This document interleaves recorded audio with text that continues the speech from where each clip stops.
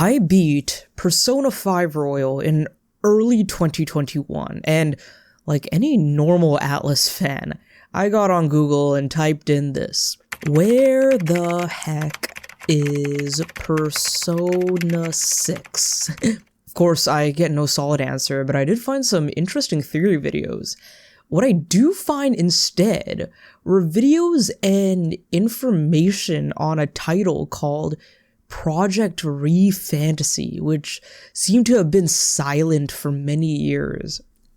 To my surprise, this game was announced in 2016 and had some very strange promotional teases behind it. Upon seeing all this, my interest peaked.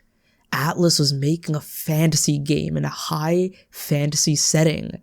And as a fan of Lord of the Rings, The Legend of Zelda, Xenoblade Chronicles, and other fantasy games and stories, I couldn't wait to see what would come of this. But year after year, the developer Katsura Hashino kept saying that they just weren't ready to show anything just yet. Until...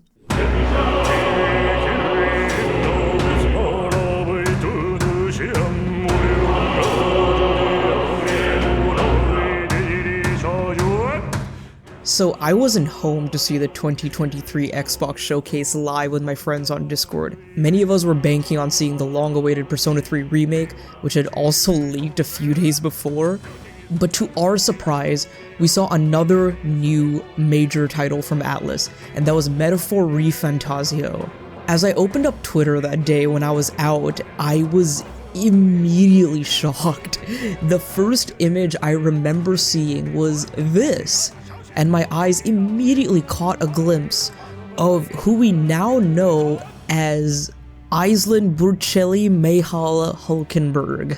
What the heck happened to the unnamed red-haired knight? She looks so different, and she's not the protagonist of the story anymore. Instead, it's this wannabe Makoto Yuki guy.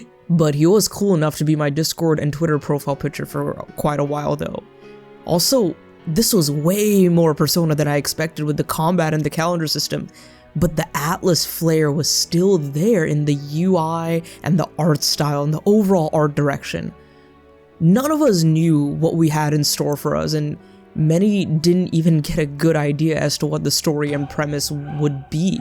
But the more we learned about it and the more information we got, I was always at the front of every single trailer and made sure to digest all that I could from this game's pre-release content. My point is, I was hyped as all hell, and I had high expectations for this. I love seeing new and original IPs, and this one in particular was created by developers and writers whose work I already cherished, from Persona 4 Golden and Persona 5 Royal. Oh, I almost forgot to introduce myself. Well, hey guys, Nishquick here. This video may be a little bit of a review, but with my pre-release experience shared just now and on this channel in many other videos, today I want to talk about if Metaphor ReFantazio reached the high bar and the lofty expectations that I had for it.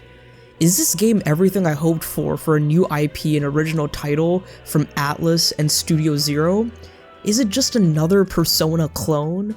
Is this a JRPG to remember for years and years to come? I'll be talking about all of this in this video. And before we get started, I just want to say what would help me out tremendously is if you give this video a like. The Metaphor fandom is growing, and I want to share my passion with each and every single one of you who enjoyed this game, or even the people who maybe didn't vibe with it as much. I just want to share my thoughts, passion, and feelings to you guys. And if you enjoy Nintendo games and JRPGs in particular, why not subscribe to the channel, because that's what I love talking about here at Nishquick Pops. And before we officially get started, I just want to say that the majority of this video will be spoiler free, with some very light gameplay and location spoilers here and there.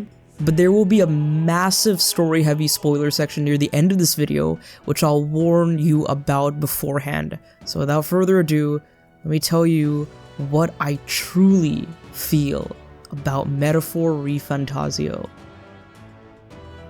So surprisingly, I did not think this game was perfect.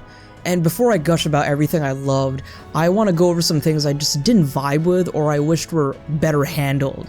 These by no means brought down the game experience by a lot, but honestly, no video game is perfect. First of all, when I initially saw the action combat in December 2023 shown off for the very first time, I was hoping we'd have a little more flexibility in the combat system. Because a few weeks after being blown away by that trailer, one of my friends in Discord VC showed us the combat system of Trails Through Daybreak, and I was gobsmacked. The fact that you could switch between action and turn-based combat whenever you wanted, it made it look like the most amazing system I'd ever seen in a JRPG in terms of combat. Preemptive attacks seemed so much more natural and unique now, and you seem to be incentivized for switching different battle styles for the particular situation and setting. But when I saw the April Atlus showcase, I was a little bummed that action combat was not as well incorporated into this game. Yes, it's very highly encouraged since you still get a significant increase in your odds of winning, but even when you're attacking, it just feels a little stiff and clunky.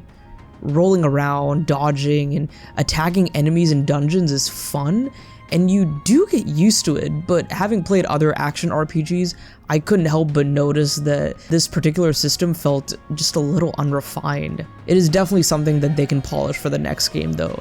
And as far as switching combat styles, it's not really a big deal as Atlus really excels at turn-based combat first and foremost, but if they do incorporate more of the action in their next games, I'd really love to see that. This new style of combat did certainly make the game feel very unique and very different from a Persona game, and one thing I definitely loved was the fact that switching your protagonist's archetype will change your action combat style in the overworld, adding a little more versatility to your dungeon crawling. One glaring issue I had was the grinding in the mag system though. Even in the early game, I felt it took a very long time to level up certain archetypes. The level 20 plus perk of getting Hero Leaves of Light helped out a lot in leveling up lower tier archetypes, but as the ranks and lineages increased, it was a lot more cumbersome to level these guys up, and I had to make specific grinding trips to dungeons to make sure I could get specific archetypes to a desired level just to learn a skill or two, or reach the desired level to level up. Maybe it's just me not being super used to job systems in games where grinding is fairly common, but it felt a little annoying that even though I had goals for certain characters, I was either most of the time locked out of getting them quickly because of how long it would take to grind, how much mag it would cost to spend on learning desired skills or awakening into a newly learned archetype, or just how long it would just take in general to do any of these really tedious tasks.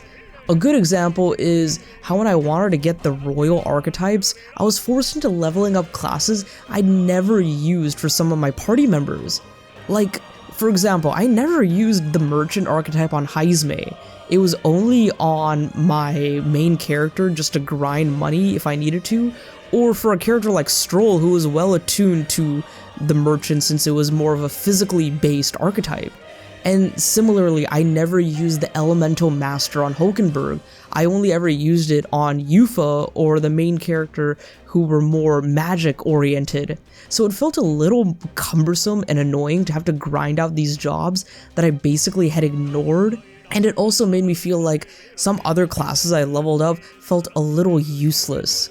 But the silver lining to all this was that there are specific portions of the game at the very end where grinding, archetype leveling, and skill inheritance is not necessarily streamlined, but it's just made a little easier. I just wish when you're in the last third of the game, all the stuff was just overall a little more streamlined and simplified. But overall, the archetype system was a very welcome change to an Atlus game, and it truly made this game feel very different from a Persona or SMT game, since I was not fusing or negotiating with monsters, two mechanics I've been doing in so many Atlus games since. My biggest issues with the game came from the dungeons and the pacing, both of which go hand in hand. I didn't really know what qualifies as a main dungeon or a side dungeon in the game, so when I did the Nord Mines for the first time during the demo, I assumed it was a side dungeon, just like the Tradia Desert or the Belaga Corridor. while the Royal Tomb and the Mausoleum felt like the first major dungeon since it was tied to the first official deadline in the game. Well, turns out that the side dungeons were only the ones that are recycled in their layout, like the towers, the caves, the corridors, and the open fields. Their names are changed, their enemies are different, the weather and the stylings are different, but usually they stay consistent between each dungeon category. This I didn't have too much of an issue with since they're relegated to side quests, grinding spots, and mini side excursions, so not too big of an issue, but if they had a little bit more variety it would have been awesome. It's something that disappointed me a bit, but not too much in the grand scheme of things. What hurt a lot more was the fact that the main story-focused dungeons for each arc felt a little lackluster to me. Either they were pretty solid, mildly underwhelming, or just flat out absent from that arc entirely. The first deadline of the Mausoleum made me feel like these were gonna be on the level of Persona 5 Palaces. Honestly, that's a pretty high bar I was setting for myself. Dungeon 2, which was in like the sewers of the castle in Martira, was okay, but in just overall design and looks, I was a little disappointed. Dungeon 3 was in the Gauntlet Runner Caradrius, and even though it was a little smaller, it was still a really unique idea, and it was a lot more focused on combat and stealth, which I'd never really seen in any kind of other Persona game before. Dungeon 4 in the Dragon Temple was one I really enjoyed actually. Not really sure why everyone else hated it. And then after that, I noticed a massive dip in the dungeon quality. I looked at a dungeon list online and it said that the Opera House was the dungeon for the Altaberry arc, which to me, I would not even count it as a dungeon. We're still in the non-spoiler part of the video, so all I'll say is, despite this arc being very, very good for story reveals and cinematics, the pacing was hurt pretty bad with it just being a whole lot of cutscenes and not a meaty dungeon to separate it all out. And many of you who have beaten the game can think of a very good place after the Opera House for a dungeon to have been placed. Not only this, but even though some of my favorite reveals happen in the following arc, there was, again, no dungeon to accompany that following arc. In my opinion, the final dungeons were pretty great, but I was just hoping for more main story focused dungeons that were better designed and, dare I say, on the level of Persona 5 Palaces. Atlus hasn't mastered dungeon designs like that since Persona 5 Royal, and I'm curious to see them get a little more creative with the future of Metaphor. This is honestly my biggest issue with this phenomenal game, so everything else beyond this point will be me gushing about how much I loved this amazing adventure. So after all those negatives, you must be thinking I hate this game, but no. With my favorites, I'm usually very critical and can see the flaws pretty prominently. I spent 90 hours in this game in total, and none of these faults were enough to ruin this experience for me. This game is truly a one-of-a-kind experience. It's a world, story, and message that's truly unique in a very powerful way. This game blends narrative, symbolism, themes, character development, philosophy, and psychology all together to deliver a fantastic story that breaks barriers and stands out within the JRPG and fantasy RPG genre. I've even been recommending this game to friends who don't usually like JRPGs. Despite its long runtime, for newcomers to the genre, I truly believe it's a phenomenal way to get immersed into a fantasy world, experience the Atlus gameplay style, and play an unforgettable 2024 game. There's so much I want to talk about relating to the gameplay and story before we even get into the spoilers, but I think I'll start with the one thing in this game that totally took me by surprise. It's something I didn't even know I needed in an Atlus game, and something Metaphor's director Katsura Hashino says makes the game stand out as a title within Atlus's large catalog of masterpiece titles. I love a good immersive adventure in a game. That's the kind of feeling I would get in games that I grew up on, like Pokemon or the Legend of Zelda series, but also games that draw me into gaming nowadays, like the Xenoblade Chronicles series, Final Fantasy, and other RPG franchises. Persona and SMT never gave me those experiences because those experiences felt a little more close-knit, and they're games that were central to a specific location or area. Not that I didn't like those, but I was always hoping for those vacations you take in Persona to last just a little bit longer. But my hopes were finally met in Metaphor. I remember Hoshino emphasizing the importance of the Gauntlet Runner throughout many of the showcases and interviews, and I never really understood why basically what I saw as a fast travel machine would be so important. I then slowly started to see it as a genuine mount, or like a vehicle like an airship in a Final Fantasy game, but I still really wasn't sold on this. It wasn't till I took a few trips in Neurus's trusty runner myself that I realized that this is honestly a highlight of Metaphor's game experience.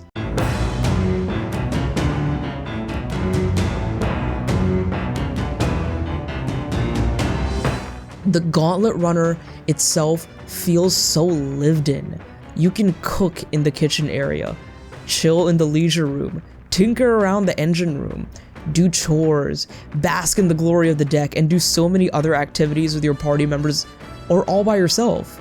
It's like your own little traveling home in this game, and it just feels so real. Like you can almost smell the musty and sweaty air of this old walking machine, or feel the rush of wind once you get out onto the deck and get a good look out at the scenery.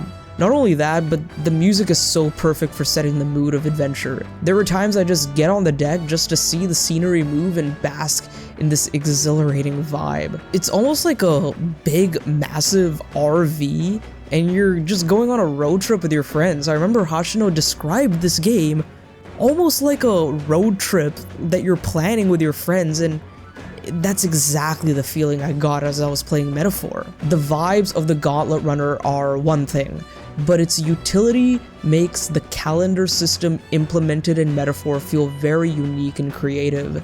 Many people were not too happy with how Metaphor incorporated its calendar system and how it's mildly iterative of Persona 5's use of this mechanic. But I'm gonna be honest, I did actually find myself strategizing and planning a lot more in Metaphor than I did in any Persona game. The fact that many quests not only take an entire day to complete, but also require you to travel for a certain amount of days on your runner makes exploration, side questing, and time management a lot more interesting. Of course, each general activity will take up one half of a day's time slot like in other Persona games, but also I had to consider that travel time was a new factor, and some desired destinations took up to 2 to 3 days to get to, so that was another thing that was worth considering. And all that time wasn't wasted entirely on travel. It's great that there's a numerous amount of activities to do in the Gauntlet Runner that can raise your social stats, increase your bond levels, and you can even cook meals to get some good consumables, raise your base stats by doing some chores, and sometimes even get a chance to battle enemies to defend your runner. So travel time was never wasted, and oftentimes you'd arrive at these beautiful vistas and scenic landscapes and just bask in their glory, get some interesting dialogue and lore drops, and also it would help you increase some of your bond levels as well with certain characters. These vistas in particular were great since they added so much to the world building and lore, and the feeling of adventure I've been rambling about for so long now. And not only that, but the narration of every leg of your adventure is so beautifully written, delivered, and presented on the map. Makes you feel like you're really part of a fairy tale or an old classic fable that will be told many centuries later into the future. Speaking of the calendar system and the time management, there's a lot of daily life systems in this game that are streamlined very nicely compared to the Persona games. One addition to Metaphor I vastly prefer to Persona is in the bonding episodes, it doesn't really matter which dialogue option you choose. I didn't catch on to this in my first Persona game, which was Persona 4 Golden. so it really messed me up in the endgame, and I couldn't do all the social links because I didn't end up choosing many of the right dialogue options. Inversely, in Persona 5 Royal, I made sure to have a confidant guide with all the right dialogue options on my phone so I wouldn't get any of the wrong answers, but that also felt really annoying and tedious and kind of took me out of the experience. And in Persona 3 Reload, I was able to rewind if I felt like I got some of the wrong answers, but that also was very tedious and felt unnecessary at times. In Metaphor, there is no penalty for choosing the wrong dialogue option, and you'll always advance your Bond episodes no matter what, as long as you have the time and the required royal virtues to end up completing them all. But there's also still an incentive to choose the right dialogue option, and that's some extra sweet mag, which is the currency I mentioned earlier in this video, which is a little hard to come by sometimes. It's a nice treat and a really good quality of life feature. When it comes to overall combat, there's not much I have to say other than it was really fun mixing around different archetype combos and setups. I do wish I experimented around with synthesis more, since it's a very cool system that they have going. I just felt like I never had the best setups going for it. There's just not much to say here, honestly. It's the best of Persona and SMT, and with my newfound appreciation for SMT's press turn combat, I love its inclusion here. Mild spoiler for mid-game archetypes, just a quick little warning if you want to skip, here's the timestamp to skip forward. I really liked how the Masked Dancer and the Summoner lineages mix up the build variety of this game a little bit and incorporate some elements from Persona and SMT as well. The Masked Dancer classes really felt like I was swapping out personas, and summoning demons from SMT with the Summoner archetype was so much fun. And I also love how it was also really easy to create these new masks and summons in the special experiments menu. Just when I felt like things were getting a little bit samey with the combat and a little bit repetitive, they threw in this interesting mechanic to play around with, which was very welcome. Finally, let's get into what's possibly the best aspect of this game, the story and the characters. I'm not gonna give you a full recap on anything because I did that in some other videos and you can find that online, or just play the demo. Play the demo if you've gotten this far and you haven't played the game and want to know what the setup for all the events of this game is. What I do want to refer back to right now is in my video where I recap my experience with the demo, I remember pointing out 4 different plot points that were like the pillars of Metaphor's overall narrative. And those 4 pillars intersect and overlap to tell the story and convey the messages and themes of the game. Those are the mystery of the humans, the world inside Moore's book, the tournament for the throne, and the plot to kill Lord Louise and save the prince from his curse. Within these 4 pillars, we get a rich story that explores the themes of social injustice, racial inequality and discrimination, the struggle for power, fear and anxiety, sense of purpose, destiny and duty, and the will to chase your dreams and fulfill your long-desired fantasies.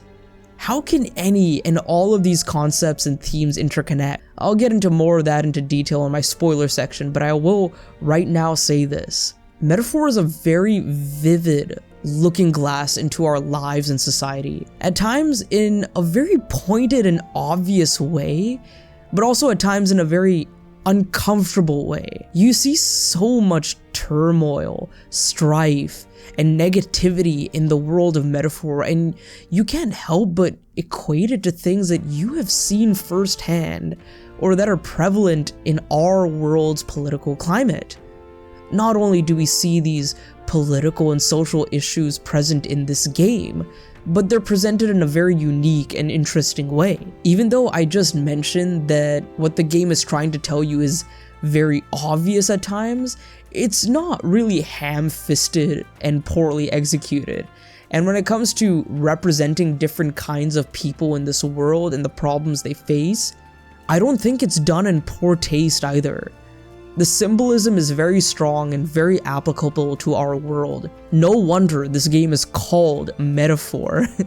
Not only are these themes present, but we also see typical JRPG tropes of good versus evil, finding your destiny, accepting your duty, facing your fears and anxieties, and many others.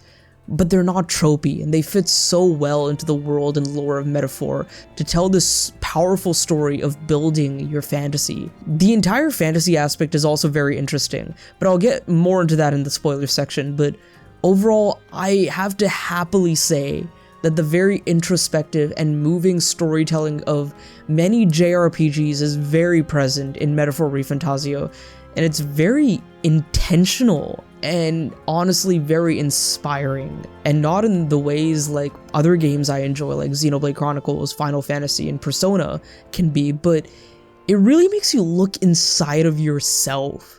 Think of the person you are now and how you can shape yourself to be a better version for not only yourself, but for everyone else around you. The cast of characters are also incredibly down to earth and well written.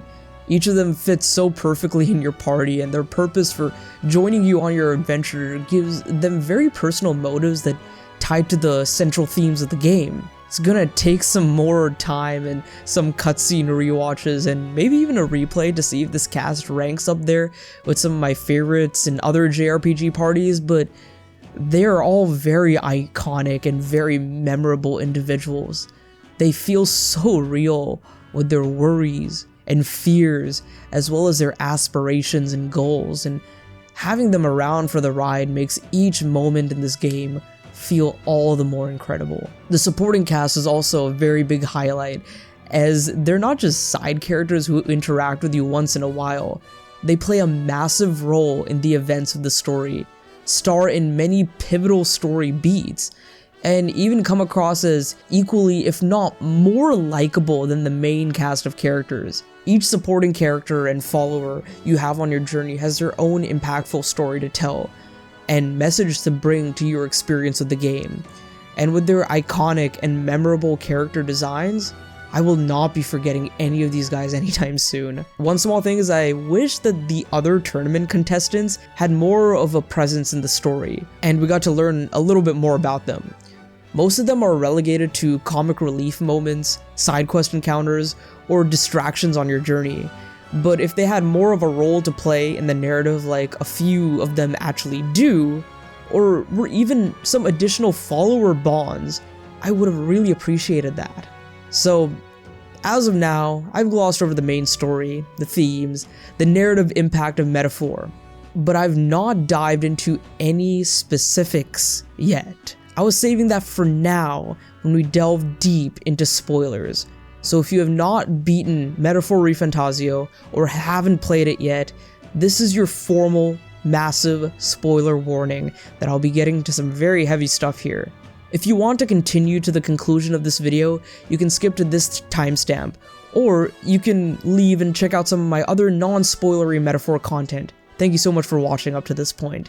And one more quick reminder, if you guys are watching up to this point in this video, I wholeheartedly thank you from the bottom of my heart. This is probably the longest review I've written for this channel, and I really appreciate you guys watching. But what would really make me even more happier is if you give this video a like and share it with other Metaphor fans you might know in your lives. And if you still aren't subscribed to the channel, subscribe for more JRPG gameplay and story analysis just like this, and for more future content on Metaphor ReFantazio, because I'm sure that this will be a staple in Atlus's catalog in the future. Anyways, let's get into the spoilers right now.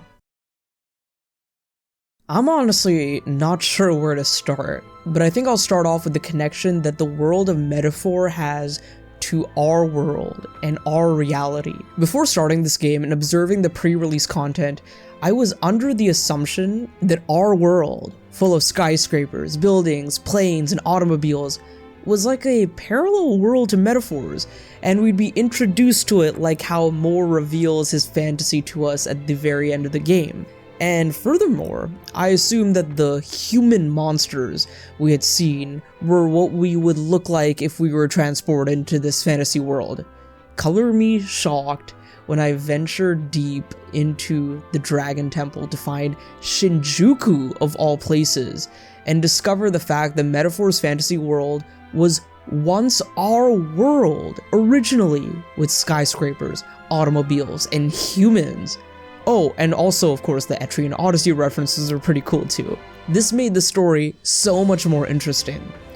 What made all this happen? Why are the humans the way that they are now? These questions just kept piling up, but I also had more of my predictions that were both debunked and also confirmed. At the very beginning of the game, the thieves and thugs who ransack the caravan you, Gallica, and Hulkenberg are traveling on pointedly call you out as an Elda for not having pointed ears or horns. That immediately made me think, the Rusants and the Claymars are the most human-like of the races. The others are too, but these two look the most like normal humans like you and me. And the fact that Eldens generally look most like humans made me predict that the Elder were the last remnants of the humans. But also, I should have spoken up during my live stream when I noticed that the prince himself had no horns or pointed ears either. I was so curious what race and tribe he fell into. He had to be an Elder as well. He looked exactly like us. These stacking questions would all be answered and eventually given more context. So, the reveal that your protagonist was the prince was unfortunately a little bit spoiled for me. Just because I did see a picture of the protagonist with gray hair and just kind of automatically put two and two together. I assumed his fusion with the prince in some way sort of happened. But the way it was done and the impact of that moment still hit me very hard. This prince was so moved and inspired by this utopian fantasy novel, but because of his health and his weaknesses, he just couldn't achieve this lofty dream and fantasy that he had within him. But with the power of pure magic and his strong dream to achieve his fantasy, your protagonist, Will, was born. Will is the canon name for this protagonist, and it's funny, a manifestation of the prince's will to achieve his dreams and live out his fantasies is your protagonist. And through the guidance of your mother's Elden magic and your father's utopian novel, you start your quest to set things right and build a better future. It made me think to myself, I have dreams and fantasies myself, and seeing a dream and fantasy manifest into an ideal version of yourself in this game, it made me realize so much. The only person who can bring these dreams to life is me, and even though I sometimes don't think I can do it, I most certainly can. And on top of all of that, the heroes we see ourselves as, whether we close our eyes and imagine, read inspiring tales, or play these moving video games, those messages and those themes and those heroes that we see within these experiences, they are very real to ourselves. They may not be presently here right now, watching this video or writing this script or editing this video, but they're deeply within us. And if we believe as positively as the prince, we can see those heroes come to life, and those heroes within us can truly change the world. It's such a beautiful and powerful and symbolic message in this game that goes beyond a shocking reveal in a fantasy RPG. It's an inspiring reminder for ourselves and our futures. I want to talk about the villain in this game for a second. First of all, Atlus villains haven't really impressed me that much. I've been spoiled by the layered villains in the Xeno series like Groff, Krelian, En, Jin, Malos, Amalthus, and with Atlus you have some interesting ones here and there. Spoilers for Persona 3, 4, and 5, skip to this timestamp to avoid those. Persona 3 had Ryoji and Pharos, and Death, of course, which was interesting, but it was very symbolic, and aside from Pharos, you don't see this presence that much throughout the course of the game. Persona 4 has Adachi, who is a very interesting foil to Narukami, but he's just not really likable to me. I just never vibed with Adachi too much. 5 has Shido, who is very hateable, but also kind of a flat character. And Ego being the demiurge was like, it was alright, I guess. Royal did give us Maruki, who is a really great villain, and I really appreciated him, and you could kind of sympathize with him and sort of see his point of view. But from the Atlus games that I'd played, their villains never really were at the forefront of their stories. But then, in comes Mr. Luis Guillaburn, and not only is he hands down my favorite Atlus villain, but he is in contention for my favorite villain in all of JRPGs and video games in general.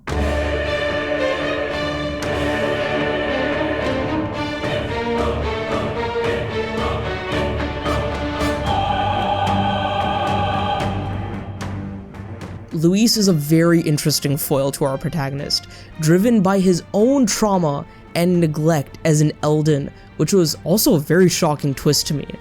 It just makes him a very radical tyrant, but also someone who just gets things done. His ideals of a world consisting of only those who are strong enough to uphold the atrocities of it are bold and extreme. But the more Luis expands on his viewpoints and dreams of a future, it slowly just makes a little bit more sense.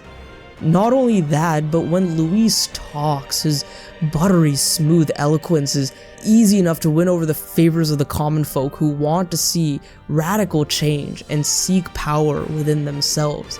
And it even stirs something within us as the gamer. The more you hear Luis's speech, and you can't help but actually see his point of view sometimes, but you still understand that it's not the right way to go. But it's his charisma that entices you, something you rarely see in villains like this. The closest I can think of is Sephiroth, but with Luis, he has charisma along with some very interesting and deep motives.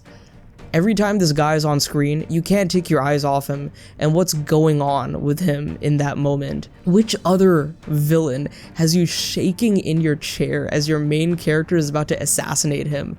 And which other villain has triumphantly come back from the dead to continue his villainous conquest to rid the world of the weak and ravage it with monstrous humans? I mean, a few others can come close to Luis's insanity, but he's honestly one of a kind. Each party member has a specific bone to pick with him, and his power and status make him such a force to be reckoned with. And the fact that he's secretly an Elder sends a powerful message that even if you're born from a tribe that is scorned and ridiculed, this corrupt world won't really care about where you come from or what makes you a unique person.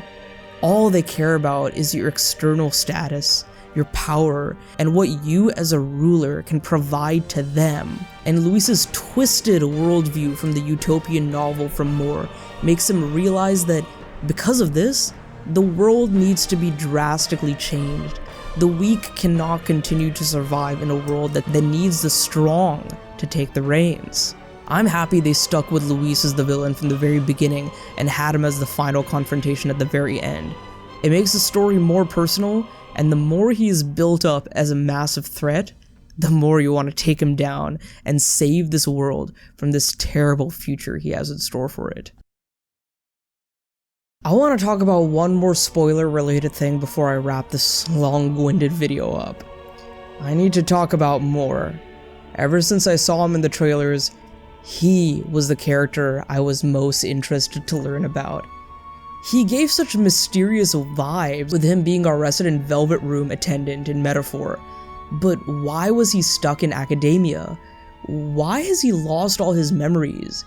Why did he write this book? I had so many theories about him and how he might relate to Luis, cause Luis had the same book. More is Claymore. And this was before I discovered that Luis was Elden. I initially thought that they could be brothers or something like that. But once I realized the prince's history and the horror that befell the Elden Sanctum under the hands of the Sanctus Church, things started to line up. When I saw what the power of the utopian fantasy can do to the prince, I felt it had to have done something to More as well. And before I knew it, he revealed himself to be the hopeful, idealistic aspirations of the king Hythlodius V. This moment might be my favorite moment in the entire game with how well it ties all the themes and narrative elements of the game together in a nice bow. But it also hit me particularly hard because of how I personally related to it. Once you fall to Luis and are sent back to academia for the last time, it all hits more what this place is and who he is. The fantasy novel that you and Luis have been carrying is written by the king during his youth, when he explored the kingdom, dreamed of a brighter future, and when he was in love with the Elden Queen. He drops the facade of academia to reveal his fantastical reality. It's all too good to be true. Buildings, skyscrapers, humans working, chatting, and talking in a peaceful way. It's his utopia from the book brought to life. And as he reveals his true identity, he reaches out to you and beckons you to stay with him. But this is where things hit me the hardest. Just like how Will, our main character, is the fantastical, dreamlike representation of the prince's fantasies, cultivated through the world of the novel, Moore is the king's archetype and a similar magical manifestation of dreams, fantasies, and wishes. But because of the king's negligence to his kingdom and his inability to truly seek that dream out for himself, he is trapped within this imaginary academia. Our protagonist doesn't want that for himself. After all the people he has met, places he has visited, experiences he has triumphed through, and lessons he has learned, he cannot just sit back idly and live out his days in a fantasy. His fantasy as the prince has already come to life, and his fantasies can be realized in other ways too. With all he has learned from his journey and the Utopia novel, he realizes a paradise and a utopia is impossible. There will unfortunately always be conflict, strife, and corruption, but it will only get worse when you turn a blind eye to such problems. With everything you learn and everything that inspires you, it should push you to make a change in the world, and that's what Will chooses to do. Moore's insistence on keeping Will in his fantasy world is brought about through his negligence as a king, as he turns a blind eye to the fears and anxieties of his people. He cannot rule a world where he must bear everyone's worries all alone. The people must face their fears and insecurities themselves.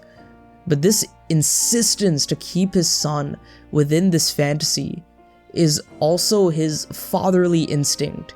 He knows firsthand how bad the world can be and how terrible people can be, and he can't let his son live in a world like this. He, as a father, can't possibly watch his son live in this kind of reality.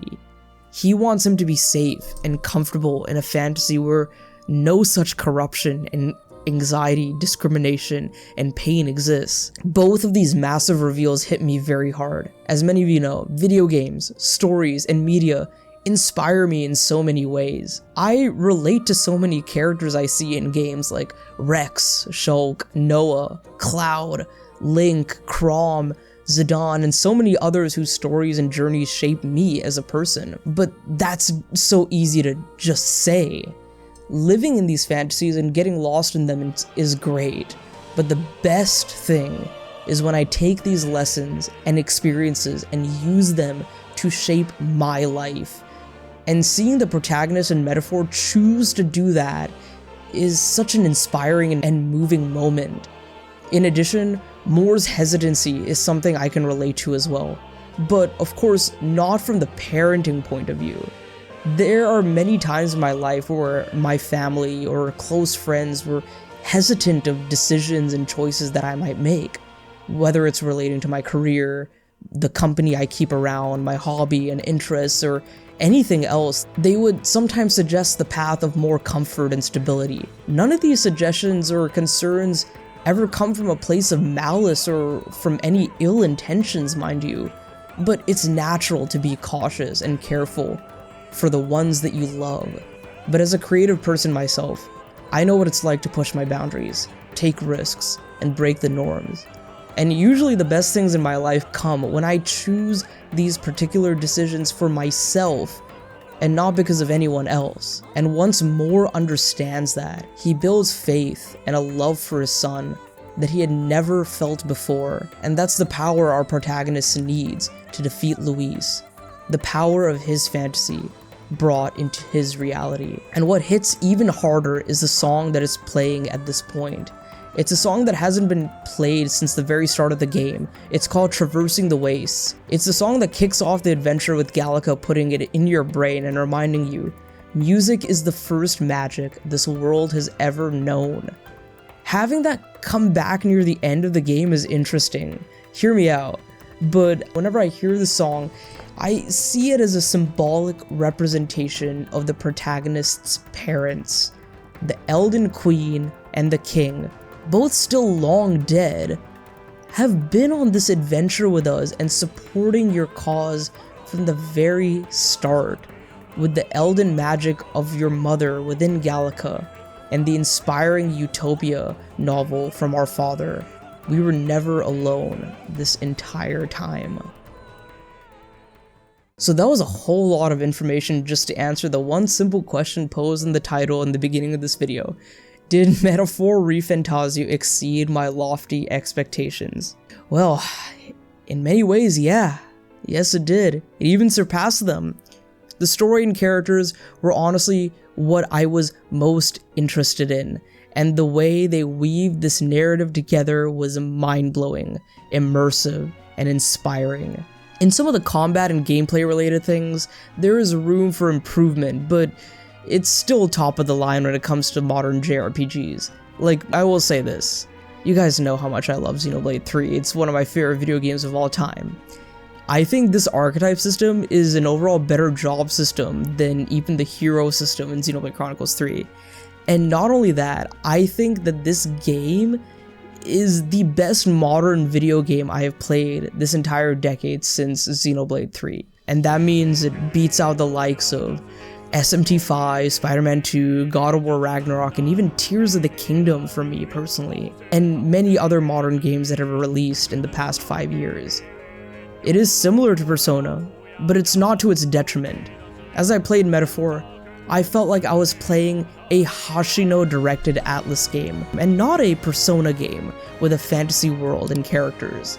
Like I said, I discovered Project ReFantazio 3 years back, and I did not expect this game to impact me the way that it did.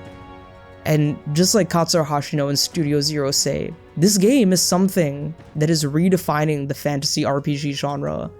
Not only did it redefine the fantasy RPG genre, but to me, it reminded me why I love fictional stories in the first place, why I'm inspired by them, and why I play video games. There's something for all of us in this game, and I hope if this game interests you, you can give it a shot and get something fruitful out of it. This is a once-in-a-lifetime experience, and I'm certain we will be talking about this game for years and decades to come.